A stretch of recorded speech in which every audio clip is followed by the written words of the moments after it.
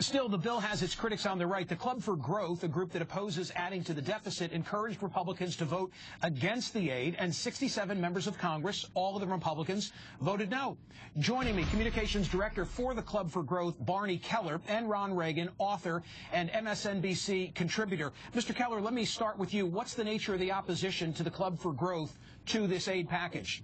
Well, thanks for having me, Michael. And first, I should say that, the club wants the victims of Sandy to get the relief that they need from the government. But unfortunately, what happens is every time the government has a disaster relief bill, what they do is they come up with a big spending bill. It's not paid for. There's no accountability or oversight, and it's loaded with pork. And I'm afraid that's what we saw in the Senate bill. And I'm afraid that's what we're going to see going forward. It's just another big spending bill that isn't paid for. It isn't offset with anything. But to be clear, because I was confused about this, the House version did not have pork. We can agree on that, right? Well, the bill that passed today was just an extension of flood insurance, but it wasn't paid for. Again, pork is just one of the many issues that were in the big Senate bill that Governor Christie and others were upset about, and members of Congress that you showed were upset about. But Barney, let me just so that I'm clear. If this were a funding bill for nails to be used in shingles for people's roofs, you'd have still been against it on the basis that there was no offset. It's the offset, not the nature of what it was, that drives your opposition. Is that true? Well, no, that's not entirely true. In today's bill, the nature was just that it wasn't offset. The offset is just one of the many things. We think that the bill could be parceled out into large chunks. There's no reason why the government has to go and appropriate $10 billion in one day. We don't know if that money is going directly to Sandy victims. The flood insurance program itself is broken. People should be asking why people are paying premiums, but yet the fund doesn't have enough money to pay out the claims.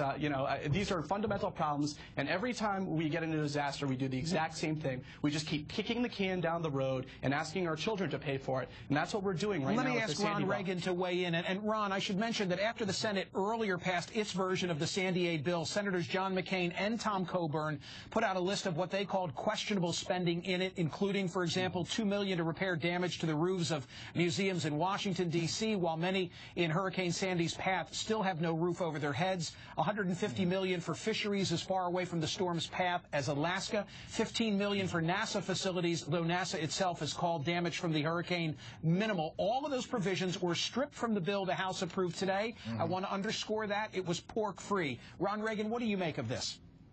Well, as far as those provisions being in there in the first place, unfortunately, that's how sausages are made in Washington, D.C. And let's remember, we're talking about an appropriation that is some $10,000 million.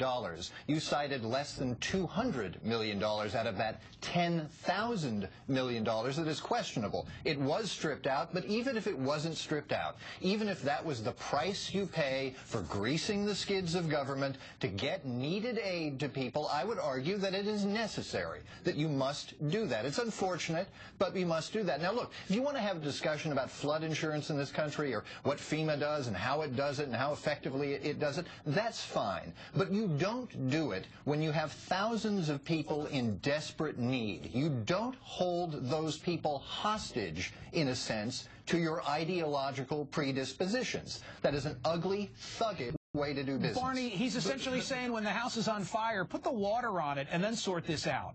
But that's not entirely fair. What Ron neglects to mention is that the reason the House has broken up this Sandy relief bill into 3 different parts is because they also want a $33 billion appropriation to go towards future disaster mitigation projects. Now, I don't know exactly how that $33 billion is supposed to grease the skids of Washington. I guess I can think of a couple of different ways, but, again, we can't keep adding money to the debt that we don't have, and we can't keep borrowing money from China to pay for it.